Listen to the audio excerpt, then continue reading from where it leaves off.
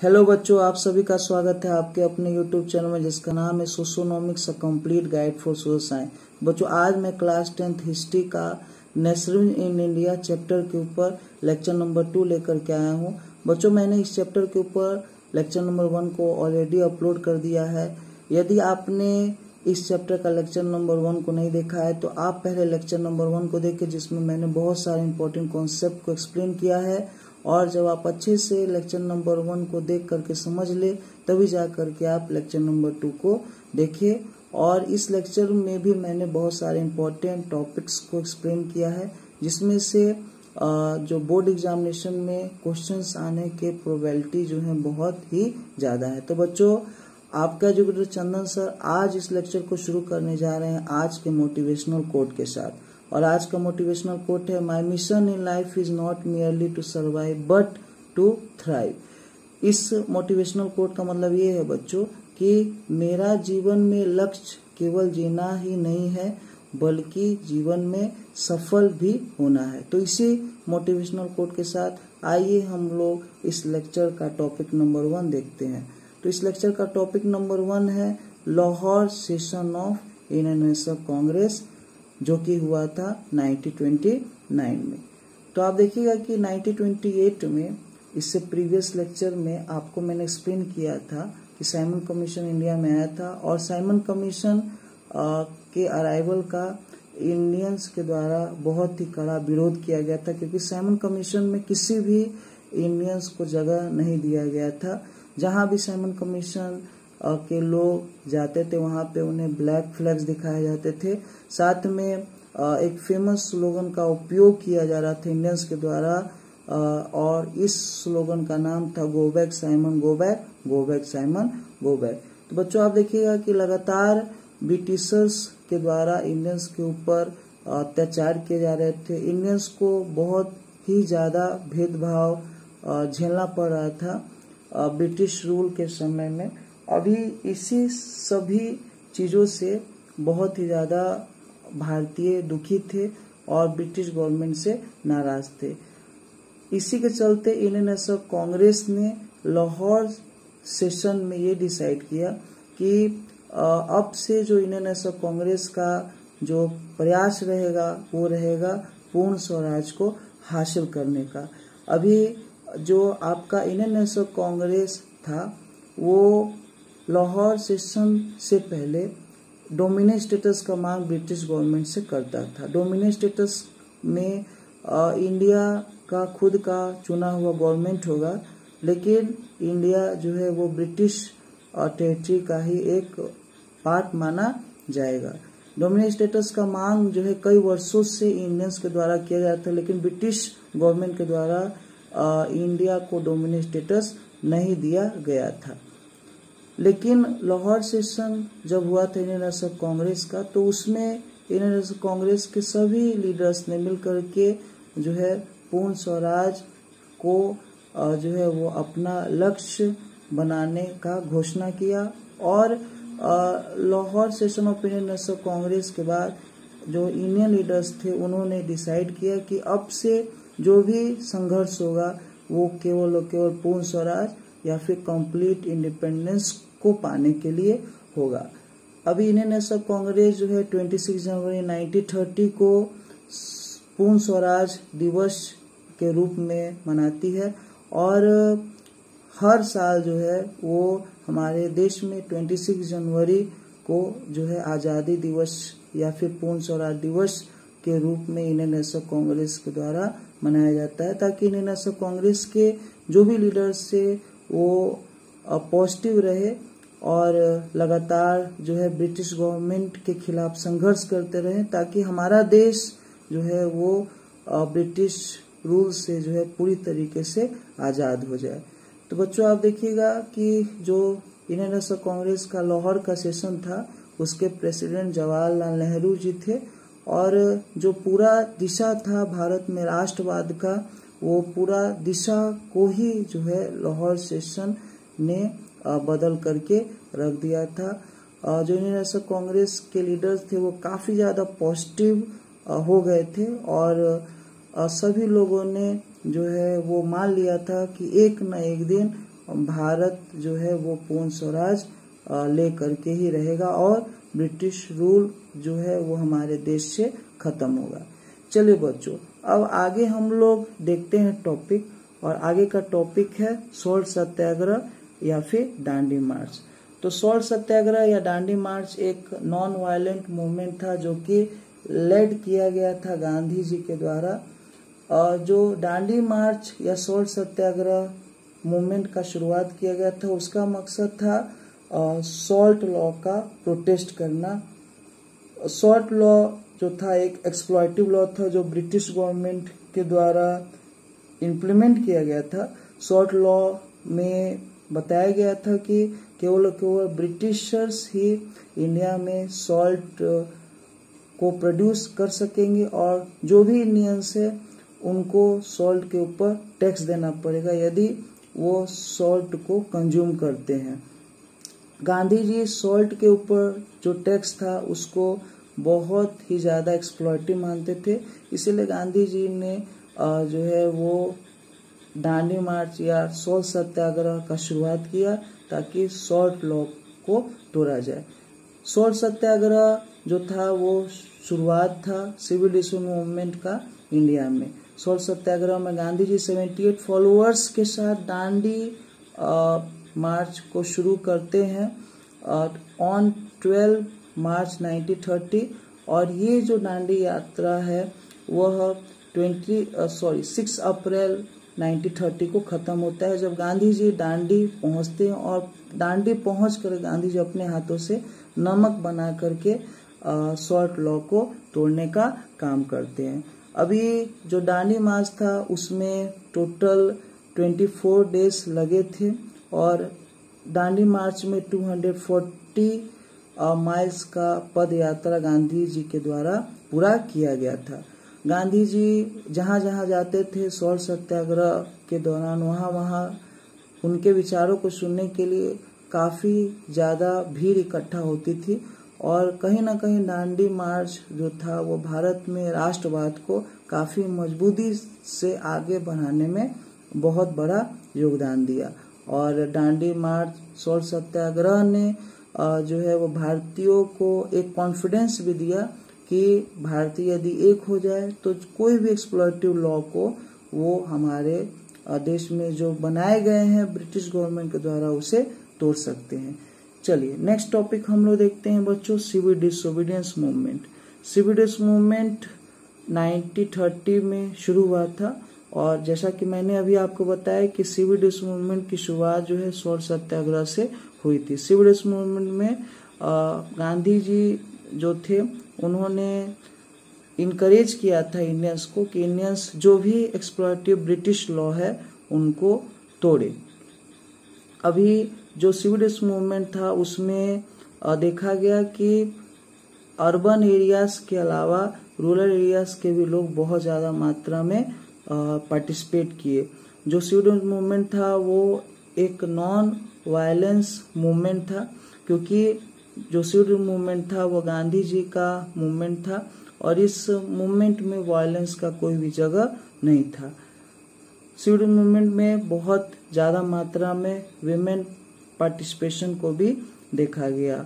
Civil disobedience movement का जो असर था और जो आपका कह सकते हैं कि पॉपुलैरिटी था वो नॉन कॉपरेशन मूवमेंट से भी बहुत ज़्यादा था, और सिविल डिसोबीडियंस मूवमेंट हमारे देश में जो है एक तरीके से राष्ट्रवाद को मजबूती देने का काम किया। सिविल मूवमेंट की सफलता को देखते हुए जो भी ब्रिटिश गवर्नमेंट था हमारे देश में वो काफ़ी ज़्यादा घबरा गए और वो चाहेंगे कि सिविल मूवमेंट को सप्रेस करे, लेकिन फिर भी इतने ज़्यादा लोग जो थे देशभक्ति में डूब चुके थे सिविल मूवमेंट के समय में कि कितना भी अत्याचार किया गया अंग्रेजों के द्वारा उनके ऊपर, लेकिन उन्होंने सिविल मूवमेंट को जारी रखा। तो बच्चों सिविल मूवमेंट के सफलता को देखते हुए जो ब्रिटिश गवर्नमेंट था उसने तय किया कि सिविल मूवमेंट को कमज़ोर करने के लिए जो है वो मिलिट्री का यूज किया जाए, लेकिन उसमें भी सफलता जो है ब्रिटिशर्स को नहीं मिला। तब जाकर के ब्रिटिश गवर्नमेंट ने समझौता का प्रयास करने का सोचा इंडियन नेशनल कांग्रेस के साथ, क्योंकि सिविल मूवमेंट जो है वो इंडियन नेशनल कांग्रेस के द्वारा ही चलाया जा रहा था इंडिया में, और इसको लीड कर रहे थे महात्मा गांधी जी। अभी क्या होगा कि जो ब्रिटिश गवर्नमेंट है वो राउंड टेबल कॉन्फ्रेंस के मदद से जो है इंडियन नेशनल कांग्रेस के साथ समझौता करने का प्रयास करेगा। तो आप देखिएगा कि 1930 से लेकर के 1932 तक 3 राउंड टेबल कॉन्फ्रेंस को ऑर्गेनाइज किया गया था लंदन में ब्रिटिश गवर्नमेंट के द्वारा। तो जो पहला राउंड टेबल कॉन्फ्रेंस था वो 1930 में ऑर्गेनाइज किया गया, जो दूसरा राउंड टेबल कॉन्फ्रेंस था वो 1931 में ऑर्गेनाइज किया गया, और जो थर्ड राउंड टेबल कॉन्फ्रेंस था वो 1932 में ऑर्गेनाइज किया गया। तो फर्स्ट राउंड टेबल कॉन्फ्रेंस जो था वो अटेंड नहीं किया गया था इंडियन नेशनल कांग्रेस के द्वारा, क्योंकि उस समय इंडियन नेशनल कांग्रेस के ज़्यादातर लीडर जो थे वो ब्रिटिश गवर्नमेंट के द्वारा अरेस्ट किए जा चुके थे और उन्हें ब्रिटिश गवर्नमेंट के द्वारा जेल में रखा गया था। इसी वजह से फर्स्ट राउंड टेबल कॉन्फ्रेंस को इंडियन नेशनल कांग्रेस के द्वारा अटेंड नहीं किया गया। अभी जब Indian national Congress first round table conference को अटेंड नहीं करेगा तो ब्रिटिश गवर्नमेंट जो है वो फर्स्ट राउंड टेबल कॉन्फ्रेंस को असफल मानेगी, क्योंकि हमारे देश में जो राष्ट्रवाद का जो आंदोलन था उसको जो प्रमुखता से आगे बढ़ाने का जो सबसे बड़ा जिम्मेदार था वो पार्टी का नाम था Indian national Congress. Indian national Congress के बिना जो है फर्स्ट राउंड टेबल कॉन्फ्रेंस सफल नहीं होगा, ऐसा ब्रिटिशर्स मानते थे। अभी इंडियन नेशनल कांग्रेस अटेंड भले न किया हो फर्स्ट राउंड टेबल कॉन्फ्रेंस को, लेकिन इंडिया की तरफ से जस्टिस पार्टी, मुस्लिम लीग, ये सभी पार्टी जो है फर्स्ट राउंड टेबल कॉन्फ्रेंस को अटेंड करेंगे। किसी तरीके से इंडियन नेशनल कांग्रेस के लीडर्स को सेकेंड राउंड टेबल कॉन्फ्रेंस में शामिल किया जाए, इस मकसद से ब्रिटिश गवर्नमेंट ने जो है इंडिया में ब्रिटिश वायसराय लॉर्ड इरविन को जिम्मेदारी दिया कि जो लॉर्ड इरविन है वो इंडियन नेशनल कांग्रेस के लीडर्स को किसी तरीके से समझाए ताकि इंडियन नेशनल कांग्रेस के जो लीडर्स है वो सेकेंड राउंड टेबल कॉन्फ्रेंस को अटेंड करे। लॉर्ड इरविन जो थे और गांधी जी के बीच में जो है एक पॉलिटिकल एग्रीमेंट हुआ, और इस पॉलिटिकल एग्रीमेंट को नाम दिया गया Gandhi Irwin pact. Gandhi Irwin pact जो है वो 5 मार्च 1931 को साइन किया गया था, और जो गांधी इरविन पैक्ट था उसमें ब्रिटिश गवर्नमेंट और इंडियन नेशनल कांग्रेस के बीच में समझौता हुआ था। समझौते में ब्रिटिश गवर्नमेंट की तरफ से प्रस्ताव दिया गया था कि जो ब्रिटिश गवर्नमेंट है वो सिविल डिसऑर्डर के समय में जो भी इंडियन लीडर्स को अरेस्ट किया गया है उनको छोड़ दिया जाएगा। जितने भी केसेस किए गए हैं इंडियन नेशनल कांग्रेस के लीडर्स के ऊपर सिविल मूवमेंट के समय, वो सारे केसेस जो हैं वो ब्रिटिश गवर्नमेंट के द्वारा वापस लिए जाएंगे। जो भी प्रॉपर्टी जब्त किया गया ब्रिटिश गवर्नमेंट के द्वारा इंडियंस का सिविल मूवमेंट के समय में, वो सारा प्रॉपर्टी ब्रिटिश गवर्नमेंट वापस करेगा इंडियंस को। ये सभी प्रस्ताव जो है वो ब्रिटिश गवर्नमेंट के द्वारा दिया गया। गांधी जी ने भी जो है वो कुछ प्रॉमिस किया, और गांधी जी ने प्रॉमिस किया कि वो कुछ दिनों के लिए सिविल मूवमेंट को सस्पेंड करेंगे, और साथ में गांधी जी ने ये भी प्रॉमिस किया कि सेकेंड राउंड टेबल कॉन्फ्रेंस जो है वो अटेंड किया जाएगा इंडियन नेशनल कांग्रेस के लीडर्स के द्वारा। तो जैसा कि गांधी जी ने प्रॉमिस किया था सेकेंड राउंड टेबल कॉन्फ्रेंस में, उसी प्रॉमिस के अनुसार आप देखिएगा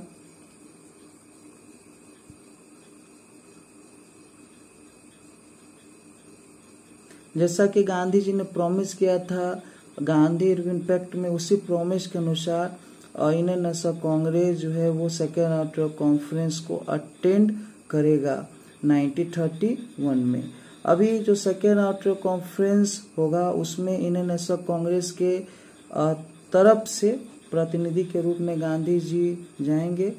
अभी सेकेंड राउंड कॉन्फ्रेंस में जो है वो विवाद हो जाएगा। विवाद इसलिए हुआ क्योंकि आप देखिएगा कि जो ब्रिटिशर्स थे उन्होंने सेपरेट इलेक्टोरेट का बात शुरू कर दिया डिप्रेस्ड क्लास के लोगों के लिए इंडिया में, ताकि जो डिप्रेस्ड क्लास के लोग हैं या फिर जो दलित लोग हैं उनका पॉलिटिकल पार्टिसिपेशन इंडिया में बढ़े। अभी जो आपका सेपरेट इलेक्टोरेट का जो मेन मोटिव था वो यही था कि हिंदू हाई कास्ट और लो कास्ट के लोगों के बीच में डिवीज़न क्रिएट किया जाए, ताकि जो आपका नेशनलिस्ट मूवमेंट है वो कमज़ोर हो। और यदि ऐसा करने में ब्रिटिशर्स सफल हो जाएंगे तो इससे जो भी हमारे देश में नेशनलिस्ट मूवमेंट चल रहा है वो कमज़ोर हो जाएगा, और इससे जो है ब्रिटिश गवर्नमेंट को इंडिया में आसानी से रूल करने का मौका मिलेगा। सेपरेट इलेक्टोरेट का सपोर्ट जो है वो डॉक्टर भीमराव अम्बेडकर के द्वारा किया गया, लेकिन सेपरेट इलेक्टोरेट का विरोध जो है वो गांधी जी किए, और गांधी जी जो है वो सेकेंड राउंड कॉन्फ्रेंस को बीच में ही छोड़ करके वापस आ गए, क्योंकि जो नियत था ब्रिटिश गवर्नमेंट का उस नियत को जो है वो गांधी जी ने समझ लिया था कि सेपरेट इलेक्टोरेट को दे करके ब्रिटिश गवर्नमेंट डिवाइड करेगा हाई कास्ट हिंदू और लो कास्ट हिंदू के बीच में, और इससे जो इंडिया का नेशनलिस्ट मूवमेंट है वो काफ़ी ज़्यादा कमज़ोर हो जाएगा। सेपरेट इलेक्टोरेट में ऐसी व्यवस्था की गई थी कि यदि कोई सीट से कोई दलित कैंडिडेट चुनाव लड़ रहा है तो उस दलित कैंडिडेट को केवल दलित वोटर्स ही वोट देंगे, दूसरे हाई कास्ट के लोग जो है दलित कैंडिडेट को चुनाव में वोट नहीं दे सकते। इससे जो है डिवीज़न होता हाई कास्ट और लो कास्ट के लोगों के बीच में, और हमारे देश का जो राष्ट्रवाद का जो आंदोलन था वो कमज़ोर होता। तो आप देखिएगा कि विवाद हो गया था सेकेंड राउंड कॉन्फ्रेंस में सेपरेट इलेक्टोरेट के ऊपर, इसीलिए जब थर्ड राउंड कॉन्फ्रेंस ऑर्गेनाइज किया गया था तो इसमें किसी तरह का पार्टिसिपेशन नहीं हुआ था इंडियन नेशनल कांग्रेस के लीडर्स के द्वारा। अभी फर्स्ट राउंड सेकेंड राउंड और थर्ड राउंड कॉन्फ्रेंस को अटेंड करने वाले जो लीडर्स थे उनका नाम था डॉक्टर भीमराव अम्बेडकर। अभी हम लोग आगे बात करेंगे बच्चों पूना पैक्ट का। तो पूना पैक्ट जो है 1932 में साइन हुआ था गांधी जी और डॉक्टर भीमराव अम्बेडकर के बीच में। और पूना पैक्ट का यदि बैकग्राउंड का बात किया जाए तो गांधी जी जो थे वो सेपरेट इलेक्टोरेट के बिल्कुल खिलाफ थे। गांधी जी जो थे वो नाराज होकर के सेकेंड राउंड कॉन्फ्रेंस को बॉयकॉट करके इंडिया में आ जाते हैं, और इंडिया में आकर के सेपरेट इलेक्टोरेट के खिलाफ गांधी जी जो है वो उपवास शुरू कर देते हैं यरवदा जेल में। अभी गांधी जी के चलते जो है काफ़ी ज़्यादा इंडियन नेशनल कांग्रेस के लीडर जो थे वो चिंतित हो जाते हैं, और बाद में जो है वो अंबेडकर जी, मदन मोहन मालवीय और भी प्रमुख जो इंडियन नेशनल कांग्रेस के जो लीडर थे वो गांधी जी को मनाने का प्रयास करेंगे, उनका उपवास को तोड़वाने का प्रयास करेंगे, और इसी प्रयास का नतीजा था पूना पैक्ट।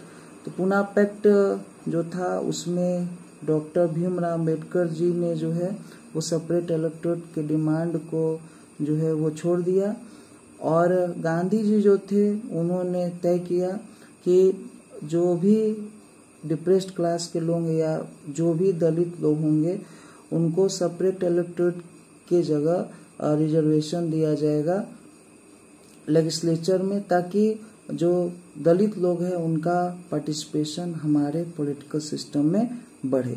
अभी गांधी जी को जो है वो दलितों के उत्थान के लिए किए गए कामों के चलते जो है वो बहुत ही ज़्यादा सम्मान दिया गया। गांधी जी कहते थे कि एक तरीके से जो दलित हैं वो हरिजन हैं। हरिजन मतलब कि वो भगवान के जन है, और अगर हरिजन का अपमान होगा तो हमारा देश जो है वो कभी भी ब्रिटिश रूल से आज़ाद नहीं होगा। जो भी हमारे लोअर कास्ट के लोग थे, उनके लिए सम्मान को बढ़ाने के लिए उनके द्वारा जो भी काम किए गए थे, वो सारा काम जो है गांधी जी के द्वारा किया गया, ताकि समाज में संदेश पहुंचे कि किसी के साथ जो है वो हमें भेदभाव नहीं करना चाहिए, और सभी भारतीय जो है जब तक एक नहीं होंगे तब तक देश हमारा आज़ाद नहीं होगा। तो आप देखिएगा कि पूना पैक्ट जो था वो गांधी जी और अंबेडकर जी के बीच में जो भी विवाद था, उस विवाद को जो है वो सुलझा दिया पूना पैक्ट ने। और फिर इंडियन नेशनल कांग्रेस के लीडर्स लोग जो हैं वो काफ़ी ज़्यादा जो है वो मजबूती से हमारे देश के नेशनलिस्ट मूवमेंट को आगे की ओर बढ़ाते हुए चले गए, और अंत में जाकर के हमारा देश जो है वो ब्रिटिश गवर्नमेंट से फाइनली आज़ाद हो गया। तो बच्चों, अगला जो टॉपिक है वो है different interpretation of Swaraj by different social group. तो हमारे देश में गांधी जी के द्वारा जो स्वराज का बात किया गया था, उसको अलग अलग सोशल ग्रुप ने अलग अलग तरीके से समझा। अभी गांधी जी जब स्वराज कहते थे तो उनका मतलब होता था सेल्फ रूल, लेकिन हमारे देश के जो अलग अलग सामाजिक वर्ग थे, उन्होंने स्वराज का मतलब जो है वो अलग अलग समझा। तो आप देखिएगा कि समाज के 3 वर्गों के बारे में इस टॉपिक में बात किया गया है, और वो 3 वर्ग थे पीजेंट्स, ट्राइबल्स और प्लांटेशन वर्कर्स। तो पीजेंट्स जो है स्मॉल फार्मर्स को कहा जाता है। तो पीजेंट्स के लिए जो आपका स्वराज था उसका मतलब था कि लैंड रेवेन्यू टैक्सेस कम हो, साथ में जो बेगार है उसे अबॉलिश किया जाए, और जो भी लैंडलॉर्ड्स का ज़मीन है वो उनके पास रहे, ताकि पीजेंट्स लोग जो है वो आसानी से खेती करके अपने जीविका को जी सके। ऐसा ना हो कि लैंडलॉर्ड जो है उनसे जो है जब मन तब जो ज़मीन है वो छीन ले, जिससे कि जो पीजेंट्स है वो बेरोजगार हो जाए। उस तरीके से आप देखिएगा कि ट्राइबल्स के लिए स्वराज का मतलब ये था कि उनको पूरी तरीके से अधिकार मिले फॉरेस्ट के ऊपर, और फॉरेस्ट में जो भी रिसोर्स है उसके ऊपर। प्लांटेशन वर्कर्स के लिए स्वराज का मतलब था कि उन्हें जो है वो पूरा फ्रीडम मिले काम को करने का और काम को छोड़ने का, जैसा उनका इच्छा है। तो आप देखिए बच्चों कि सबसे पहले हम लोग बात करते हैं पीजेंट्स का। तो पीजेंट्स जो है वो लोग होते हैं जो काफ़ी ज़्यादा पुअर होते हैं। पीजेंट्स लोग जो है वो फार्मिंग करके अपने आजीविका को कमाने का काम करते हैं। तो जो चैप्टर है नेशनल इंडिया, इसमें अवध के पीजेंट्स के बारे में बात किया गया है। तो अवध के जो पीजेंट्स थे वो काफ़ी एक्सप्लॉयटेशन को फेस करते थे। लैंडलॉर्ड जो थे वो एक्सप्लॉयट करते थे पीजेंट्स को, काफ़ी ज़्यादा लैंड रेवेन्यू टैक्सेस को वसूल करके। और जो एक्सप्लॉयटेशन था पीजेंट्स का, उस एक्सप्लॉयटेशन को ख़त्म करने के लिए जो जिम्मेदारी उठाया उनका नाम था बाबा रामचंद्र। तो बाबा रामचंद्र एक सन्यासी थे। वो जो है काफ़ी वर्षों तक विदेशों में इंडेंटर्ड लेबर के रूप में काम किए। इंडेंटर्ड लेबर उन्हें कहा जाता है जिनका कोई भी राइट्स नहीं होता है और जिन्हें एक्सप्लॉयट किया जाता है, वो ही इंडेंटर्ड लेबरर्स कहलाते हैं। तो बाबा रामचंद्र जो है काफ़ी वर्षों तक जो है विदेशों में इंडेंटर्ड लेबर के रूप में काम करके अवध वापस आए। तो उन्होंने जो है वो पीजेंट्स के समस्याओं को समझा। पीजेंट्स के समस्याओं को समझने के बाद बाबा रामचंद्र ने फैसला किया कि वो जो है आंदोलन चलाएंगे ताकि जो पीजेंट्स है उनका एक्सप्लॉयटेशन बंद हो और जो लैंडलॉर्ड जो हैं उनको सबक सिखाया जाए। तो आप देखिएगा कि बाबा रामचंद्र जो थे वो सभी पीजेंट्स को इकट्ठा किए और बाबा रामचंद्र ने अलग अलग तरीकों से लैंडलॉर्ड्स को सबक सिखाया। अभी अवध में जो है एक कार्यक्रम शुरू किया गया और इस कार्यक्रम का नाम था नाई धोबी बंद। नाई धोबी बंद एक सोशल बॉयकॉट प्रोग्राम था जिसके तहत वॉशरमैन और जो आपके हेयर कटर हैं वो लोग जो हैं अपना सर्विस जो है वो एक्सप्लॉइटिव लैंडलॉर्ड्स को देने से मना कर दिए। आप देखिएगा किसानों के हितों का रक्षा करने के लिए बाबा रामचंद्र और जवाहरलाल नेहरू के द्वारा अवध किसान सभा स्थापित किया गया और अवध किसान सभा जो है काफ़ी ज़्यादा पॉपुलर हो गया। कुछ ही दिनों में अवध किसान सभा के बहुत सारे ब्रांच जो है वो अलग अलग खुल गए। जो आपके पीजेंट्स थे उनका संघर्ष जो है वो लैंडलॉर्ड्स के खिलाफ जारी रहा और इस संघर्ष को लीड किए बाबा रामचंद्र जी। नेक्स्ट आप देखिए बच्चों ट्राइबल्स। तो आप देखिएगा कि जो ट्राइबल्स थे उनके लिए स्वराज का मतलब ये था कि उनको पूरा अधिकार मिले फॉरेस्ट के ऊपर और फॉरेस्ट में जो भी रिसोर्स है उसके ऊपर। ट्राइबल्स लोग जो थे वो मिलिटेंट गुरिल्ला मूवमेंट चलाए थे और इसमें जो है वायलेंस का सहारा लेकर के ट्राइबल जो है वो ब्रिटिश गवर्नमेंट से अपना हक मांग रहे थे। अभी जिस ट्राइबल लीडर के बारे में बात किया गया है उनका नाम है अलीरू सीताराम राजू। अलीरू सीताराम राजू एक फेमस ट्राइबल लीडर थे। अलीरू सीताराम राजू का जो क्षेत्र था वो आंध्र प्रदेश था। अलीरू सीताराम राजू का बहुत ही ज़्यादा सम्मान जो था वो ट्राइबल्स के बीच में था। अलीरू सीताराम राजू को ट्राइबल जो है वो भगवान का अवतार मानते थे और गांधी जी के विचारों से जो ट्राइबल लीडर थे अलीरू सीताराम राजू वो काफ़ी ज़्यादा प्रभावित थे। गांधी जी जब कहते थे फॉरेन क्लोथ्स को बॉयकॉट करने के लिए, जो अल्कोहल है उसको बॉयकॉट करने के लिए, तो अलीरू सीताराम राजू भी ट्राइबल ग्रुप में जो है वो लोगों को कहते थे कि वो फॉरेन क्लोथ्स की जगह जो है वो खादी क्लोथ्स का इस्तेमाल करे और अल्कोहल का जो कंजम्पशन है उससे भी छोड़ दे। अलीरू सीताराम राजू और गांधी जी के विचार में मतभेद था। मतभेद ये था कि गांधी जी का मानना था कि केवल और केवल अहिंसा से ही ब्रिटिश रूल को चैलेंज किया जा सकता है इंडिया में, लेकिन अलीरू सीताराम राजू मानते थे कि जो ब्रिटिशर्स हैं वो नॉन वायलेंस से जो है वो नहीं समझने वाले, वायलेंस का सहारा ले करके ही ब्रिटिशर्स को इंडिया में चैलेंज इंडियंस के द्वारा दिया जा सकता है। अलीरू सीताराम राजू जो है वो अंतिम सांस तक जो है अंग्रेजों के खिलाफ संघर्ष किए, लेकिन काफ़ी प्रयास के बाद जो है फाइनली अलीरू सीताराम राजू को ब्रिटिश गवर्नमेंट के द्वारा पकड़ लिया गया और उनको जो है वो मार दिया गया अंग्रेजों के द्वारा। नेक्स्ट आप देखिएगा कि प्लांटेशन वर्कर्स का बात किया गया है। तो प्लांटेशन वर्कर्स वो लोग होते हैं जो कि प्लांटेशन एग्रीकल्चर में काम करते हैं। प्लांटेशन एग्रीकल्चर जो है वो ब्रिटिशर्स के द्वारा इंडिया में लाया गया था। प्लांटेशन एग्रीकल्चर में सेम क्रॉप को लार्ज एग्रीकल्चर लैंड में ग्रो किया जाता है मॉडर्न एग्रीकल्चर मेथड्स के मदद से।